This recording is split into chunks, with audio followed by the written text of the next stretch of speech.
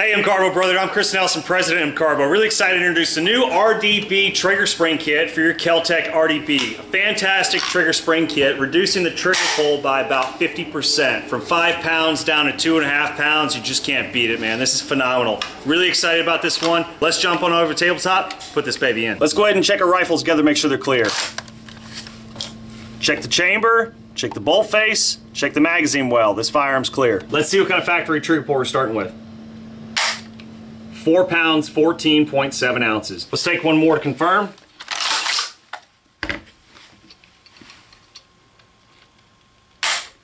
5 pounds, 0.6 ounces. Parts and tools needed for this build: the KEL-TEC RDB trigger spring kit by MCARBO, 1/16 inch punch, 1/8 inch punch, flathead screwdriver, needle nose pliers, a hammer, bench block, 2.5mm Allen key, and as always guys, make sure we're an iPro. Start by removing these 3 takedown pins, separate the lower from the upper. Now we'll start with the back takedown pins first. You can use your punch, it'll help just make it a little faster. Now this top takedown pin, just be a little careful. You want to push down on your tabletop as you pull it out. That way there, nothing goes flying on you. Now that all the takedown pins are out, make sure they're fully, completely extended here. Go ahead and separate the lower from the upper. All right, now we're going to set the lower aside here, put the rest of the firearm aside, won't be needing that. Now let's focus on the lower. Now let's quickly go over the lower real fast. Before we get started, it's always good to take a nice solid look at everything before we rip it all to pieces here. Trust me, I know firsthand. Now I want to go over here. So you've got your trigger assembly up here, and then you've got your hammer springs right here. This is your sear bar that goes all the way through there, and the linkage goes all the way back to the hammer, right? This is your hammer right here, okay? So that's something good to take notice of. Take notice of the orientation there. Your ejection port right here, right? All right, good things to pay attention to. Now before we begin to remove the screws on the lower, let's go ahead and remove the bolt stop button on either side of the lower. You'll see there's one on each side, and there's a little roll pin inside there that holds it in place. There's also a spring behind it, so be mindful of that. Don't want to lose it. All right, we'll position it upright like so. Take your 1/16 inch punch and go ahead and line it up there on that pin. Give it a few good taps. It's good to check as you go there. You can see that roll pin starting to come out the top.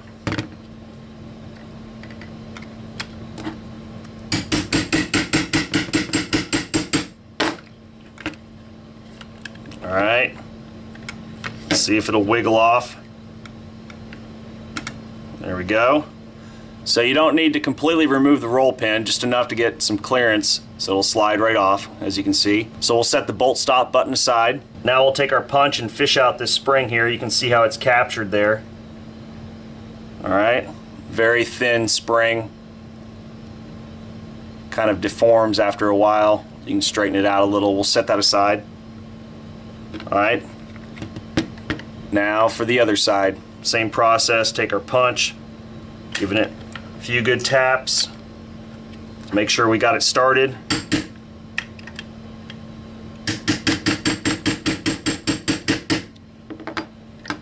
All right, checking our progress. Okay, made a little progress. Now keep going.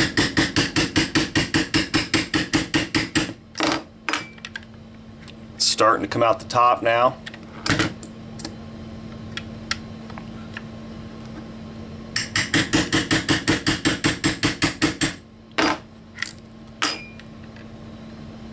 There we go. See if we can wiggle it off. All right, good. There it is. We'll put our second bolt stop button aside. All right. Now, same thing. Fish out that spring using your punch.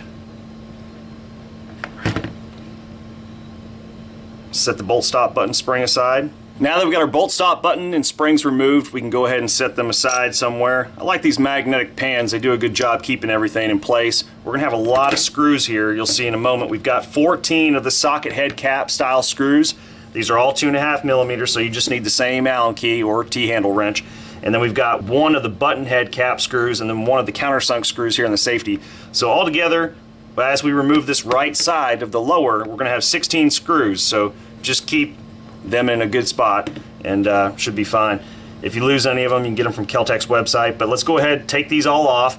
Start from the back, work our way to the front. The reason we're doing that is because there's a ton of linkage up here. We don't want to disrupt the alignment. That's another reason why we went ahead and removed the bolt stop buttons now, so that we weren't hammering with a shell that didn't have screws in it. We want to make sure that we maintain the alignment as much as possible. Don't cause any more headaches than we need to. Let's go ahead and remove these screws.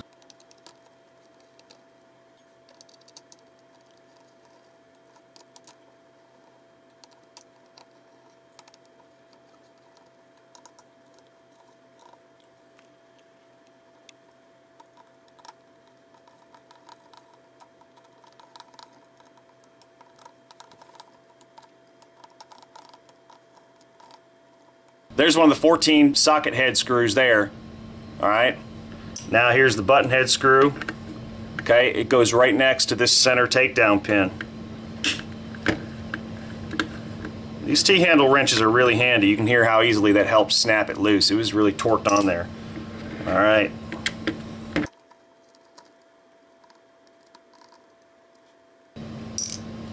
Now here's the safety lever. It's got a countersunk screw in there, same 2.5mm Allen key. Real simple and easy. Alright. You'll notice that it's got this square portion here that locates inside of the safety. So that's something to take notice of, pay attention to. I really love to point these things out during disassembly so that it makes it a little easier as we put it back together.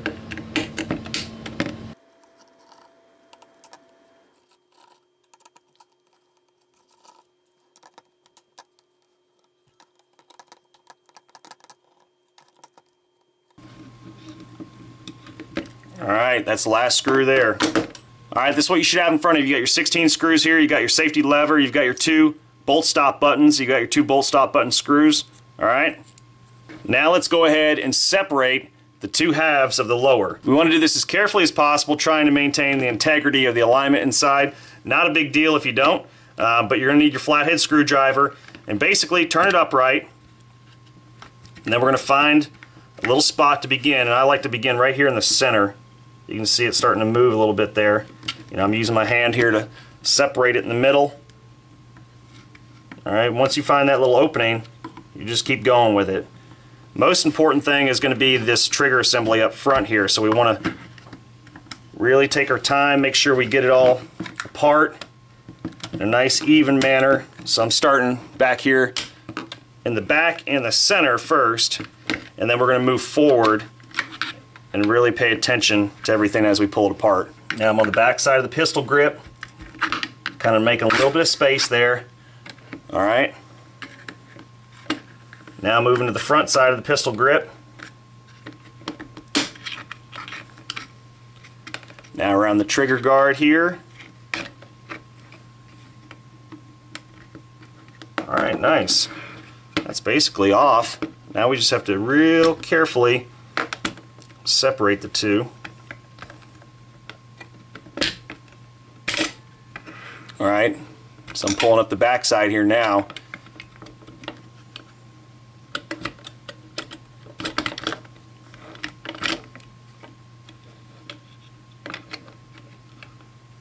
And it's hanging by a thread. You can see there it's the linkage sitting in the channel that's holding it up now.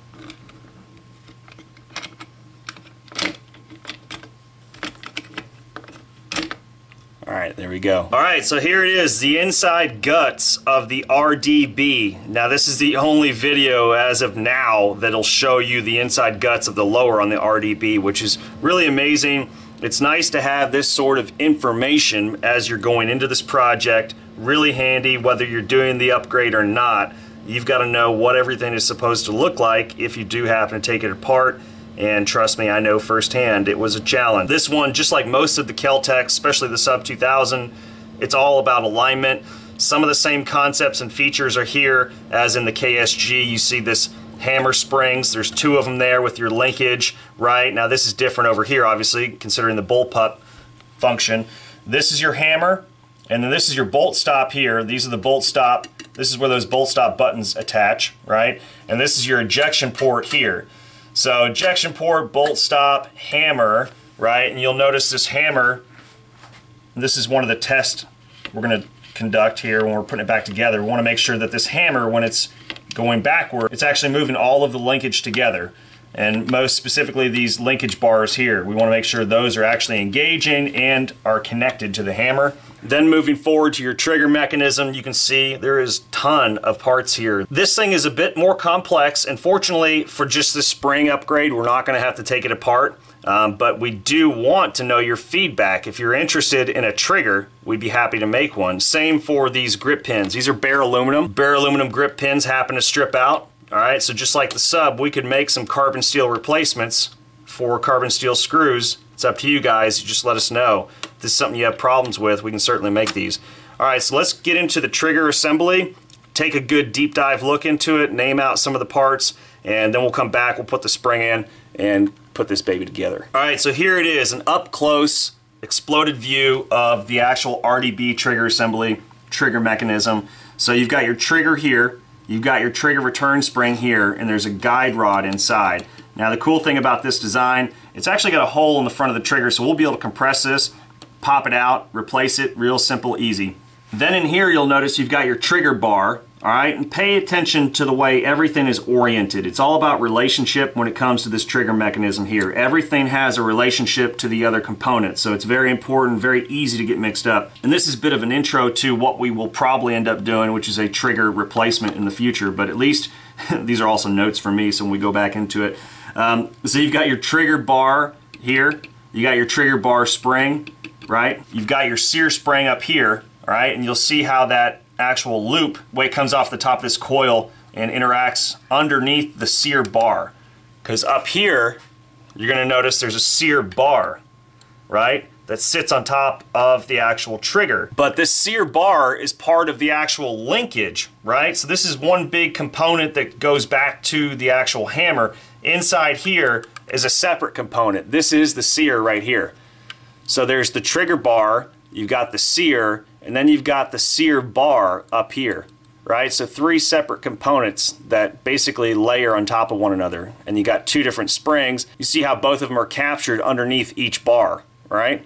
So that's something interesting there. I also want to point out there's this weird looking little Batman boomerang is what I call it, because it looks crazy looking. You'll see it when you get it apart. It's what actuates the safety, right? So it's got this kind of wavy portion here, and that's what allows the safety to roll back and forth under this pin.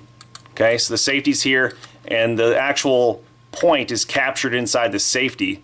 There's a little hole down there, you can see it, and that's how it's captured inside the safety. Real interesting mechanism. This was a lot of fun, but definitely took some time to figure out. So this component here in the center, that's your sear trip. That's your safety cam right there. You see that straight leg portion of it? That's the safety cam. Then in the center is your sear trip. Then here's your selector snap, and you can see the selector snap spring. It's that weird little L-shaped spring, how it's captured in the assembly like so. Very important details to take notice of. And it's nice to have this video reference here to help you if you do happen to take any of this apart, or it accidentally comes apart during disassembly. Very important details to take notice of. It's all about the alignment and all about the relationship all these parts have to one another. Especially the safety cam, you can see there has to be proper clearance there, so this bushing actually sits in here to allow clearance for the safety cam. And then you can see how they're stacked the rest of the way through here. Very important, very critical details just to take notice of and memorize a little bit, and it's nice to have this reference.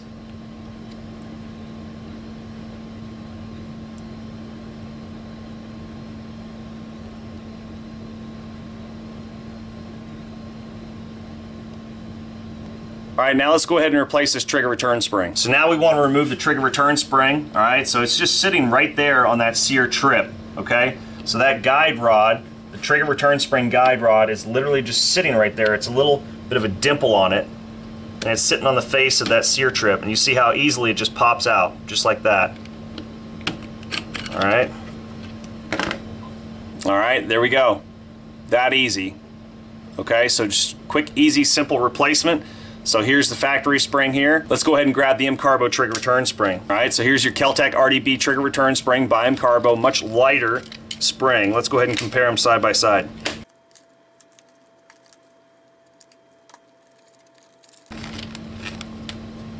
Oh yeah.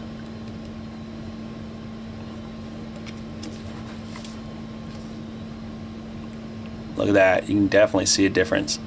The MCARBO spring is super light. You get a lot more flex.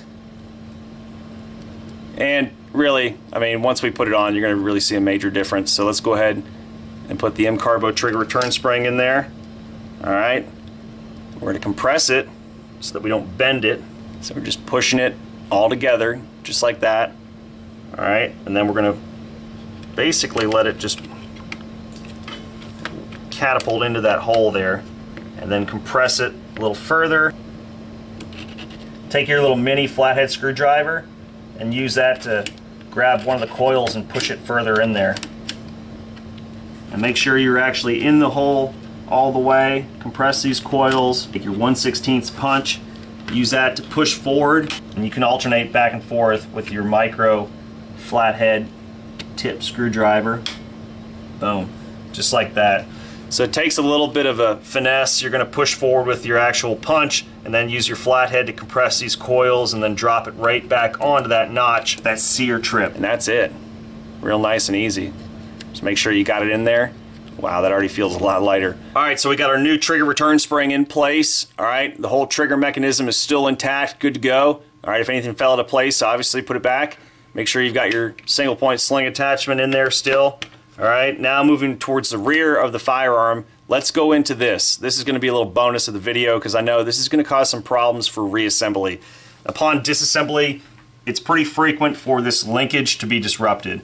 All right, and it's very important that the linkage functions evenly. This is your hammer back here. You should see the rest of the forward linkage here moving together in unison. All right, very important, very critical. Now the ejection port right here, it's typical for this to get out of alignment. It's also typical for these legs on the actual hammer linkage to pop out.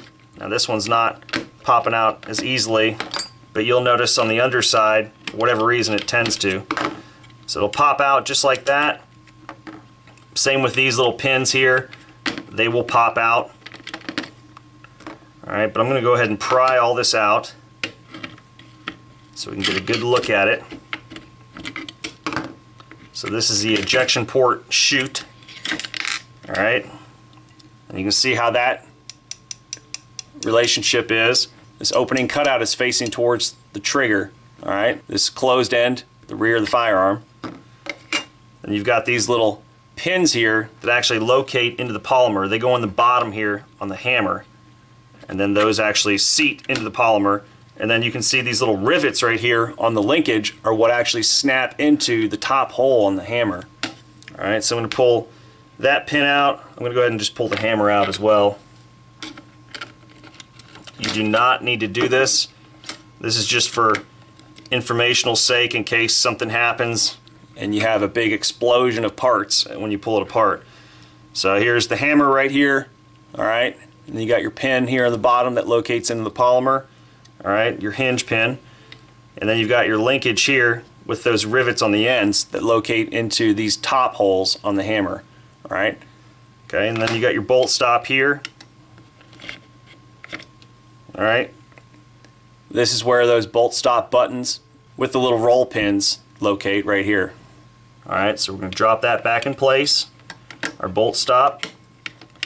Now we'll take our hammer. All right, make sure you've got your actual hinge pin in place, and then we want to make sure we locate this top hole onto that rivet on the linkage.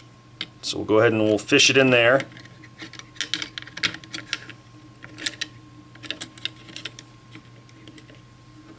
Alright, and you see this pin's going to locate first. Push it right in. Take notice how the hammer sits on the inside of the bolt stop. Alright, sits on the inside just like that. So pull up a little bit on that hinge pin that seats into the polymer.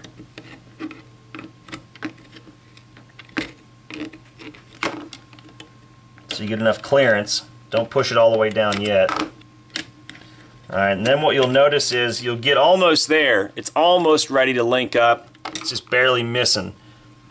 So you can take your flathead and just pry a little bit.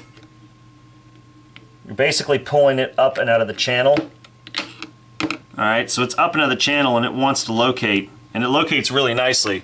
When this linkage is up and out of the channel, we just basically popped it up, got it to locate first. Now we're pushing down on the hinge pin, which is that lower pin, and that rivet that the actual linkage bar is located on. And we do it all at once, more or less. Now if you're getting trouble, take your larger punch, your 1/8 inch punch, and use that to help line you up.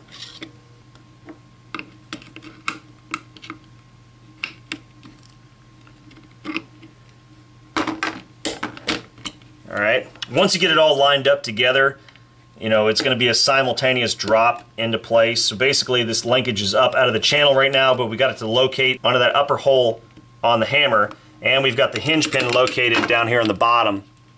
So you'll see right now this position, you know, the linkage is up out of the channel right now, and we've got the hinge pin halfway located. We've also got the linkage located on the hammer.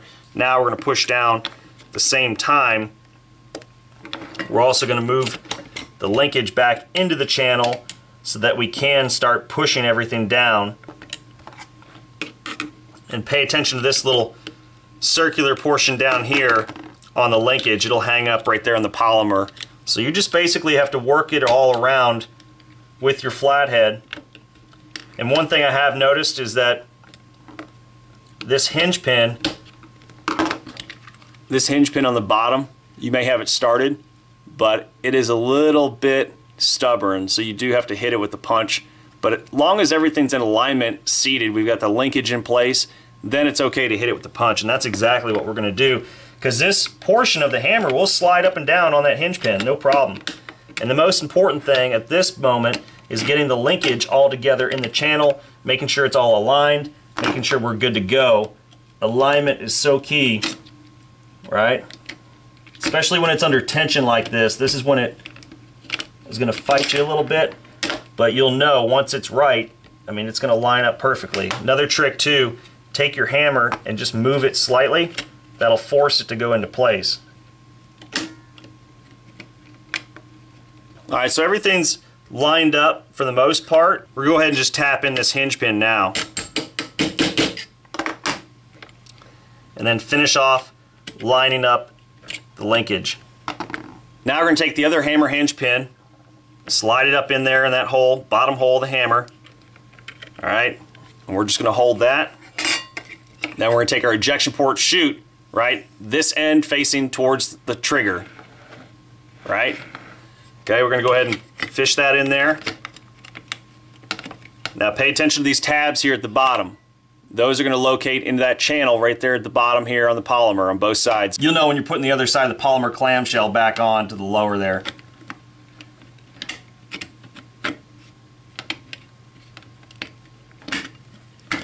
Alright, we're just working it in there. See how the hinge pin now is just resting. It's basically right where we want it, resting against that ejection port chute. Now you can see this ejection port chute is not fully seated. It needs to drop in there. And you can easily tell most of the time just by looking inside of this channel. It won't be lined up. So we'll take our little flathead, we'll work it in.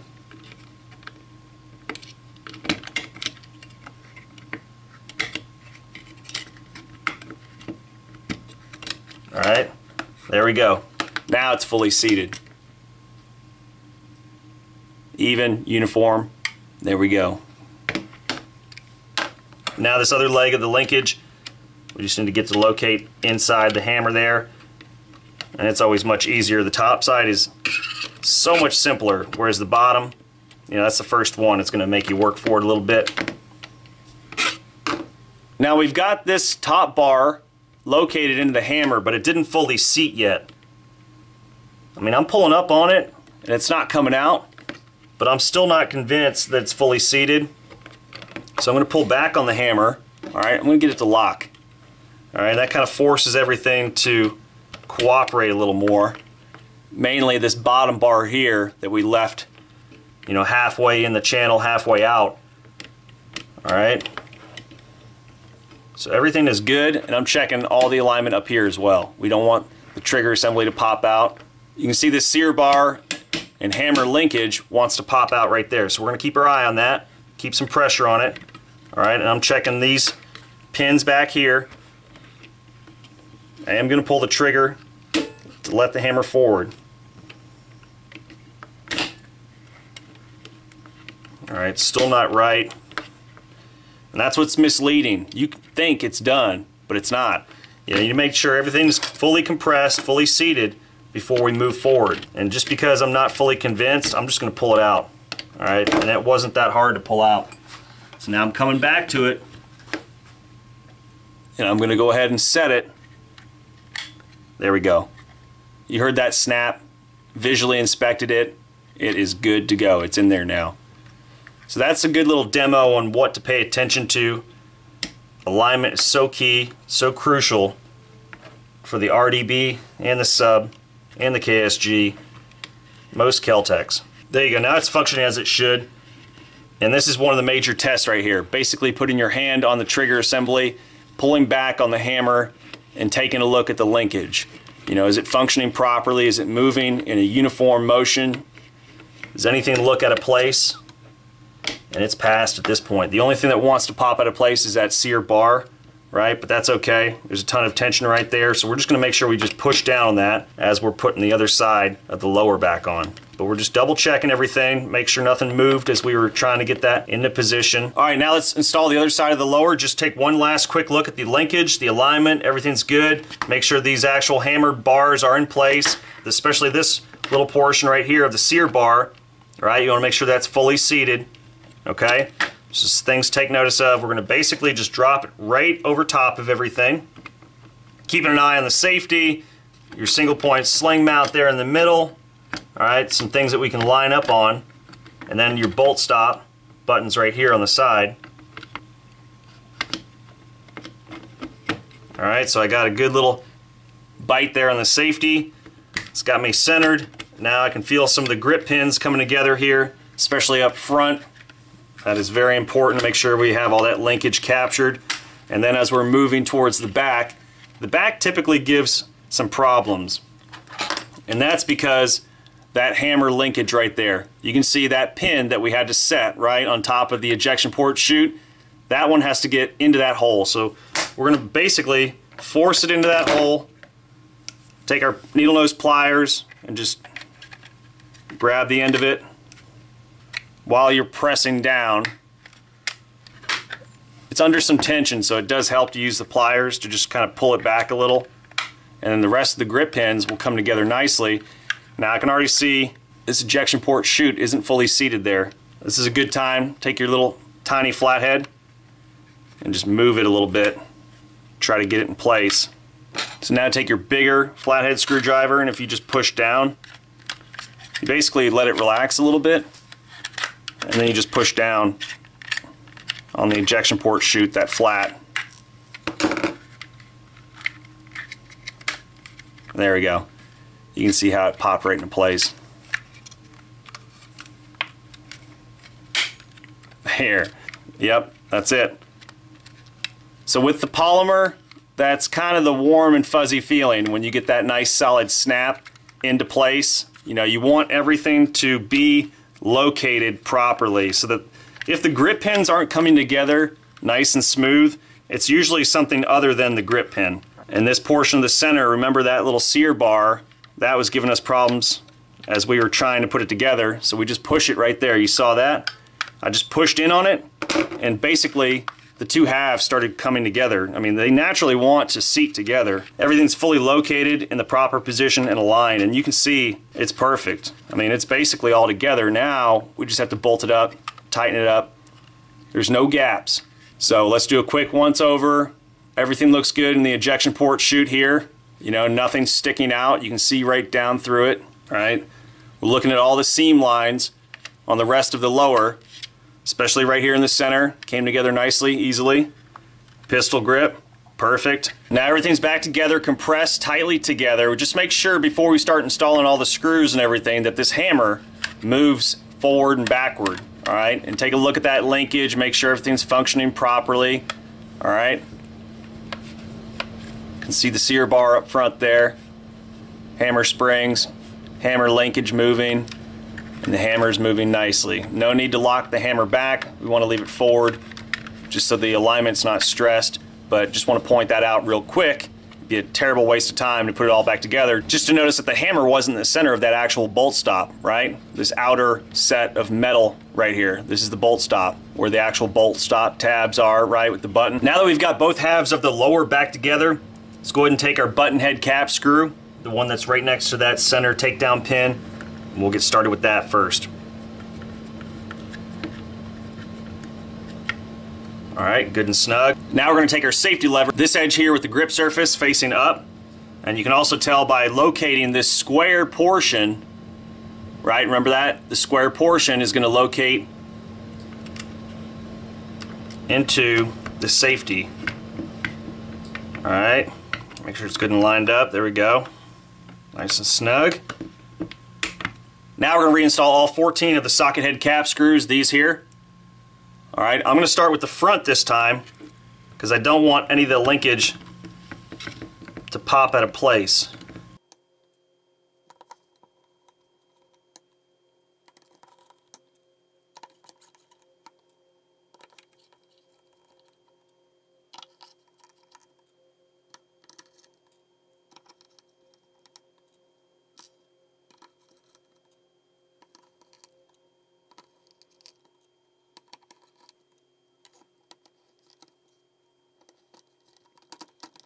All right, good. So now all 16 screws should be reinstalled. Now we're just going to snug them all up.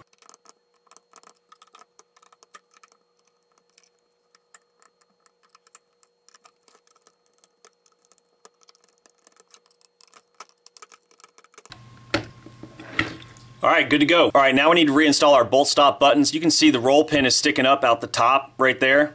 What we want to do is push that all the way back through so it's sticking out the bottom. All right, so take your 1/8 inch punch, go ahead and just get it started.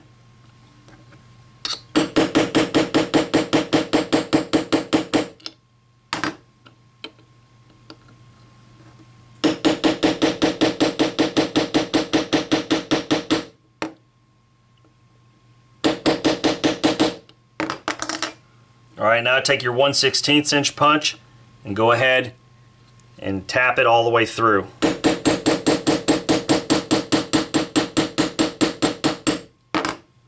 You just want to make sure that it's actually all the way through so that this opening is clear so that we can actually put it on the bolt stop. If you got your bench block, it's super handy. You can just center it over that hole on your bench block and just tap away. All right, still need to go a little bit more. And now it's all the way out, which isn't a problem. I mean, it's easy just to push the roll pin back in. Make sure you use the edge that's not been hammered. All right, so once we got it pushed in, we'll just give it a small tap just to get it started. There we go.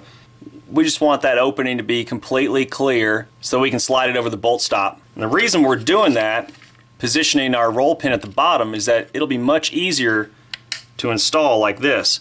You don't have this portion of the polymer that's sticking up in your way. That'd be hard to hammer through right there. So at least on the bottom, we can get our punch in there and just tap it right in. So now what we need to do is just do the same thing to the other one real quick, just so we're prepped and ready.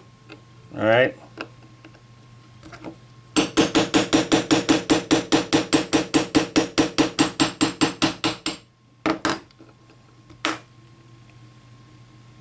There you go. All right, got lucky. Right there, plenty of clearance, and it's still located inside the bottom of the bolt stop button. Now go ahead and take your bolt stop button spring, compresses real easy between your fingertips, and we're going to compress it, slide it right onto that plate, all right, and then release it. It's going to locate right on that tab right there. See that? Now we're going to take our bolt stop button, right? We've got the pin on the bottom, flat side. We've got enough clearance right here in this notched channel. This little cutout, this C cutout, is where the spring's going to locate in between. So go ahead and slide it right on. All right, turn it upright, and what I like to do is kind of pull it up a little bit so I can see that hole. and then I'm going to push it back down just barely. Take the 1/8 inch punch, I'm going to press down. Alright, I'm basically pushing the roll pin through at this point. Okay, go ahead and take the punch and the hammer, finish the job. Just want it to be nice and flush. Alright, good to go. Awesome. Now let's do the same on the other side. Compress our bolt stop button spring between our fingertips. Slide it on that plate. Slide it under that tab. And it'll spring and capture in place. You can use your 1/16 inch punch to help you get it on there if you need to. You can also use your small mini flathead screwdriver to help position it. Alright, once it's positioned and captured in place, do the same thing. Take our bolt stop button, right? We've got that notch cutout channel. That's where it's going to locate. Spring's going to go in between that C right there. Tap that roll pin all the way in. So we got it in position. Turn it upright. Seems like our roll pin is causing a little interference, so we'll take the needle nose pliers, just pull up a little bit until it slides on.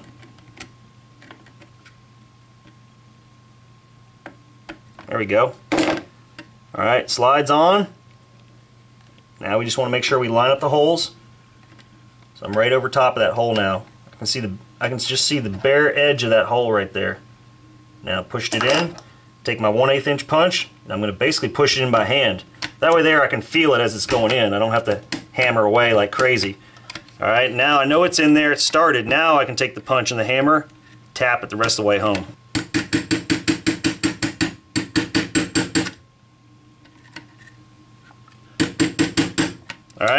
Alright, now it's good and flush. We are good to go.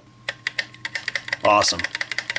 Last but not least, the Mag Catch. Go ahead and install that now. Real simple and easy. Alright, slides right back here over the magazine well, right behind the pistol grip.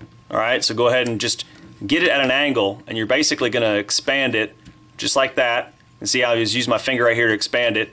And now I'm going to work it along this channel, right?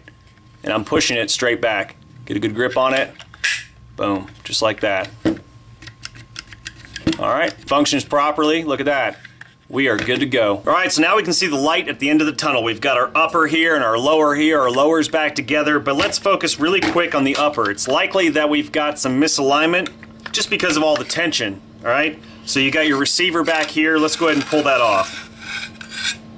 Alright, there it is. Now there's a buffer inside that the piston will locate into. There's the buffer right there. You can see the center of that hole. That's where the piston's going to locate. Alright, that's good to know.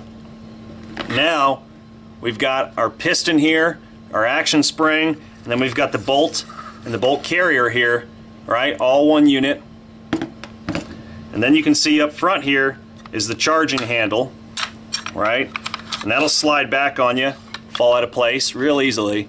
So what we're going to do is push the charging handle all the way back forward, make sure it locks, snaps in place. Okay. Now we're going to take our bolt and bolt carrier. Go ahead and get the bolt carrier started up there. Now we're going to make sure our bolt is fully forward like so. Right? We're going to line up the star chamber. And I've noticed that you just got to wiggle that bolt a little bit for the star chamber to line. And there it goes, fully seated, and everything's located up front too. Okay? So that's exactly where we want it, right for this second. And that's why it's so easy for it to fall out of place. So I guarantee that probably happened. Hope that's helpful upon reassembly. Minimize any frustration.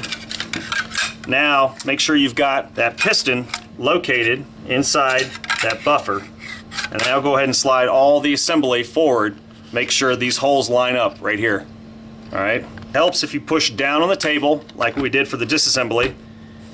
And then take your lower, make sure those 3 pins are all the way out. Make sure the hammer's forward, like so. Take your lower, get it to locate this forward pin hole here first. That's what we're working. Forward. Compressing, just like so. Alright, now we're going to go ahead and use the weight of the firearm to help us line up these holes. Alright, because once they're lined up, it's going to push right through. Alright, the center one's acting up a little bit, so what I'll do is I'll take my punch, just kind of make sure it's completely lined up. There it goes, just like that. Nice. Then just make sure all the pins are completely flush. We are good to go. Now that we got the RDB back together, let's go ahead and do a quick function check. All right, charge it, place it on safe, pull the trigger, nothing, good. Place it on fire, pull the trigger, nice. Keep it depressed, charge it, release it, listen for the metallic click. Nice. All right, we're good to go. Woo, nice. Now let's see what kind of modified trigger pull we got. 2 pounds, 2.6 ounces. Let's take one more to confirm.